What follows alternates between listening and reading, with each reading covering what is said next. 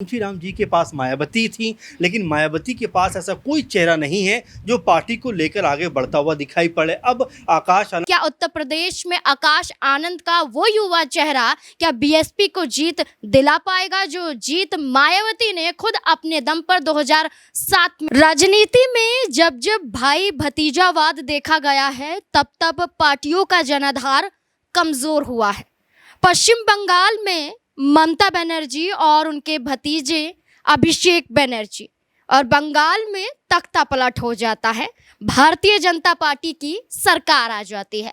अगर पश्चिम बंगाल से हटकर महाराष्ट्र की बात की जाए तो बाला साहेब ठाकरे के बेटे उद्धव ठाकरे और उनके भाई राज ठाकरे, इन दोनों की जोड़ी कामयाब नहीं हुई, जोड़ी टूटी, इसके बाद फिर जोड़ी बनी, लेकिन महाराष्ट्र में सत्ता तक ये नहीं पहुंच पाए। इसके बाद हरियाणा की बात करें तो ओम प्रकाश चौटाला के दोनों बेटे, एक अभय चौटाला और एक अजय चौटाला, पहले पार्टी का जनाधार मजबूत था जब दो धड़ों में नहीं बटी थी, लेकिन जैसे ही दो धड़ों में दल बन जाते हैं जनाधार कमजोर हो जाता है। लेकिन अब बारी है उत्तर प्रदेश की। उत्तर प्रदेश में 2027 में विधानसभा चुनाव होने जा रहे हैं और चुनाव से ठीक पहले बसपा सुप्रीमो मायावती अपने जनाधार को मजबूत करने के लिए अभी से धार देने की कोशिश कर रही है। लेकिन क्या इस धार के बीच में कामयाब साबित हो पाएंगे मायावती के भतीजे आकाश आनंद? क्या आकाश आनंद के चेहरे पर मायावती उत्तर प्रदेश में विधानसभा का चुनाव लड़ने जा रही है? क्या बीएसपी से आकाश आनंद सीएम चेहरा हो सकते हैं? बीएसपी के जनाधार को लेकर, मायावती के वही फॉर्मूले को लेकर जो 2007 में अपनाया गया था, इन तमाम मुद्दों को लेकर कई बड़े सवाल यहाँ पर खड़े हो जाते हैं कि अब उत्तर प्रदेश विधानसभा चुनाव से पहले मायावती क्या करने जा रही है। एकला चलो की राजनीति तो अपना ली, लेकिन क्या इस राजनीति के तहत कामयाबी हासिल कर पाएंगी, सत्ता तक पहुंच पाएंगी? तमाम सवाल हैं। इन तमाम सवालों के जवाब खंगालने की कोशिश करते हैं। हमारे साथ हमारे वरिष्ठ सहयोगी अमन सर जुड़ चुके हैं, जानने की कोशिश करेंगे कि इन तमाम सवालों पर उनकी क्या राय हो सकती है। अमन सर, आपका बहुत बहुत स्वागत है। सर, ये कहा जा रहा है कि मायावती अपने संगठन को मजबूत करने के लिए अभी से प्रयास कर रही है, फेरबदल कर रही है। यहाँ मंडल के कई प्रभारियों को बदला जाता है, कई चेहरे हमने देखे। अब 23-24 के बीच में लखनऊ में एक बड़ी बैठक मायावती द्वारा की जाएगी और इस बैठक में मुख्य चेहरा आकाश आनंद को माना जा रहा है। लेकिन आकाश आनंद से पहले एक बड़ा सवाल बन जाता है कि 2007 में जो पूर्ण बहुमत की सरकार बीएसपी यहाँ पर नजर आई थी, सत्ता में बीएसपी आई थी, अब क्या लगता है कि इस 27 के चुनाव से पहले मायावती किस राह पर नजर आ रही है? क्या सिर्फ दलितों के सहारे या फिर आगे की रणनीति कुछ और नजर आती है? देखिए, जाहिर बात है कि यहाँ पर तमाम तरह की बातें होती हैं, परिवारवाद को लेकर बातचीत होती है। मायावती चूँकि अगर उनका राजनीतिक इतिहास देखें तो जिस जद्दोजहद के साथ में उन्होंने बसपा पार्टी को मजबूत बनाया, बसपा पार्टी को ताकतवर बनाया, लेकिन उनका विकल्प अभी भी आप देखेंगे पूरी बसपा के अंदर वो कहीं आपको मिलेगा नहीं। ये कहा भी जाता है कि कांशीराम जी के पास मायावती थी, लेकिन मायावती के पास ऐसा कोई चेहरा नहीं है जो पार्टी को लेकर आगे बढ़ता हुआ दिखाई पड़े। अब आकाश आनंद चूँकि उनके भतीजे हैं तो जाहिर बात है कि मिला जुला कर स्थिति उनके नाम पर आकर टिक जाती है कि क्या वो पार्टी को आगे लेकर जा सकते हैं। लेकिन नाज़मीन, ये 3-4 साल से हम लगातार देख रहे हैं कि आकाश आनंद कभी पार्टी के अंदर होते हैं, कभी उनसे तमाम जिम्मेदारी छीन ली जाती हैं, कभी किसी बड़े ओहदे पर बैठा दिया जाता है। तो जो राजनीतिक एक परिपक्वता होनी चाहिए वो आकाश आनंद के अंदर नज़र नहीं आती। जो बयानबाजी करते हैं उसमें खुद तो फंसते हैं, साथ में पार्टी को भी फंसाते हुए दिखाई पड़ते हैं। यही वो आकाश आनंद थे जिन्होंने चंद्रशेखर आज़ाद को लेकर कहा था कि उन्होंने एक चुनाव तो जीता नहीं है, वो कहाँ से इतने बड़े लीडर हो गए जो दलितों के। लेकिन जब चुनाव होता है 24 का, उसमें चंद्रशेखर आज़ाद बड़ी जीत दर्ज करते हुए नजर आते हैं। वहीं बसपा को देखें, जो एक समय सबसे बड़ी पार्टियों में थी उत्तर प्रदेश के, वो लगभग पूरे देश के अंदर 400 से भी ज़्यादा सीटों पर चुनाव लड़ते हैं। और हैरानी की बात ये रही, आकाश आनंद मायावती लगातार घूम घूम के प्रचार प्रसार करते रहे, लेकिन एक भी सीट जीतने में कामयाब नहीं हो पाए। तो कुल मिला जुलाकर कहा जा सकता है कि आकाश आनंद की रीलॉन्चिंग अगर करने का प्लान है या प्रयास है तो ये दोनों को लेकर समझना पड़ेगा कि उनका नाम सिर्फ आगे कर देना भर काफ़ी नहीं है। अच्छा सर, आप ये कह रहे हैं कि जल्दबाजी हो सकता है एक तरह से, लेकिन राष्ट्रीय संयोजक बना दिए जाते हैं बीएसपी के। दूसरी तरफ हरियाणा में वही मुख्य चेहरा होते हैं विधानसभा चुनाव में।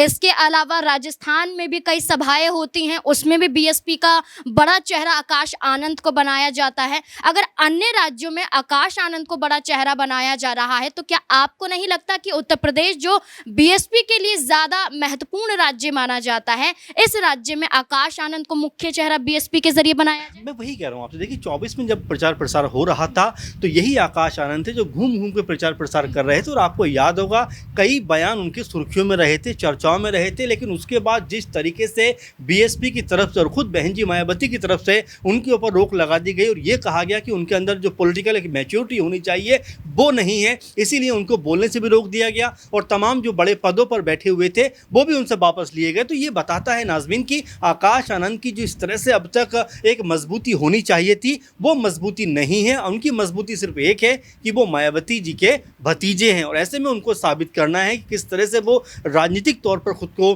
ताकतवर बना पाते हैं। आप जो कह रहे हैं कि 23-24 में एक मीटिंग होने वाली है, जाहिर बात है मीटिंग होनी चाहिए। इसमें भी कहा जा रहा है कई फेरबदल होते हुए नजर आ रहे हैं, कई फेरबदल होने वाले हैं। जिला अध्यक्ष जो है उनसे बातचीत होने वाली है और तमाम जो पदाधिकारी होते हैं पार्टी के उनके साथ में बैठक होने वाली है। और ये भी सुनने को मिल रहा है कि इस बैठक के अंदर आकाश आनंद को सबसे बड़ा मुख्य चेहरा बनाकर पेश किया जा सकता है, या ये भी हो सकता है कि बीएसपी की तरफ से वो मुख्यमंत्री पद के दावेदार भी हो सकते हैं। तो अभी कई तरह के कयास है, लेकिन देखिए जिस पार्टी का जनाधार उत्तर प्रदेश में एक मजबूत दिखाई पड़ता रहा हो, उस पार्टी का जनाधार 2024 के लोकसभा चुनाव में नाज़मीन आप देखेंगे 8 से 10% रह जाता है, जो ये बताने के लिए काफ़ी है कि उत्तर प्रदेश में जो मजबूती जो ताकत बीएसपी पार्टी की एक समय थी वो बहुत कमज़ोर हो चुकी है। और क्या आकाश आनंद वो चेहरा है जिनके सहारे बीएसपी अपने आप को दोबारा मजबूत कर सकती है? फिलहाल तो देख ऐसा नहीं लगता। अच्छा सर, एक चेहरे की बात तो हमने कर ली, लेकिन पार्टी के लिहाज से अगर हम चर्चा करें,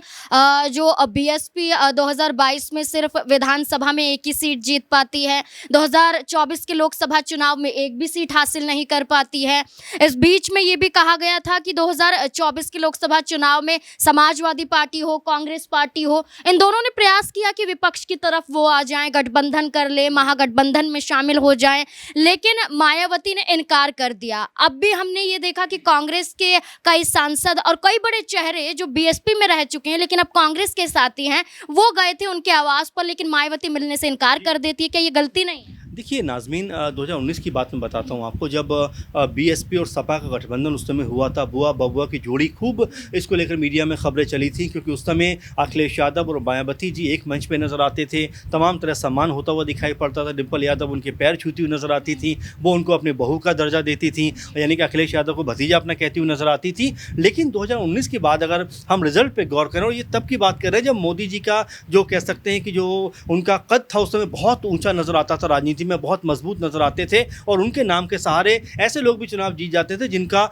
जीतने का कहीं से कोई आसार नजर नहीं आते थे। उस वक्त में भी सपा और बसपा ने मिलकर लगभग 15 लोकसभा सीटें जीती थी, जो अपने आप में बहुत बड़ी बात हो जाती है। लेकिन 19 के बाद अगर आप देखें तो 19 के बाद क्या होता है कि मायावती 20 आते आते कहती हैं कि भाई सपा के साथ आने से हमें घाटा होता है, हमारे जो वोट बैंक कमज़ोर हो जाता है, और 22 में जो विधानसभा चुनाव होता है उसमें कहती हैं कि हम चुनाव जो है वो अकेले लड़ेंगे। उसमें क्या होता है कि अखिलेश यादव भी 111-110 के आसपास सीटों पर इंडिविजुअल नजर आते हैं। वहीं अगर बीएसपी की बात करें तो महज एकमात्र विधायक उनका जीतता है बलिया के रासड़ा सीट से, और वो भी कह सकते हैं कि चलिए जीत गए। उसके अलावा मायावती जी का कोई भी प्रत्याशी कहीं पे भी कोई बहुत मजबूत तरीके दिखाई नहीं पड़ा।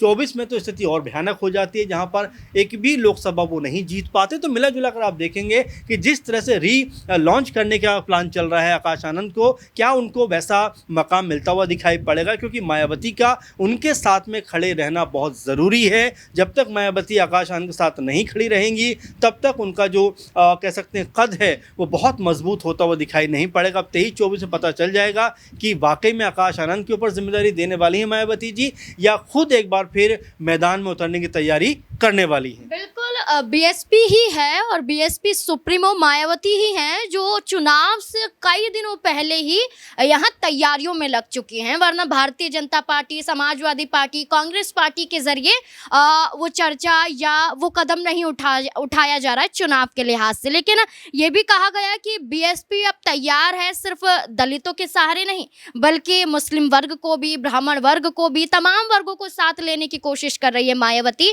अब देखना होगा कि पार्टी ने एकला चलो की राजनीति अपनाई है, लेकिन क्या एकला चलो के साथ साथ अपने भतीजे आकाश आनंद को वो आगे करेंगी, और अगर करेंगी तो क्या उत्तर प्रदेश में आकाश आनंद का वो युवा चेहरा क्या बीएसपी को जीत दिला पाएगा, जो जीत मायावती ने खुद अपने दम पर 2007 में दिलाई थी बीएसपी को। आपको क्या लगता है इस पूरे मुद्दे को लेकर? अपनी राय कमेंट सेक्शन में जरूर दें।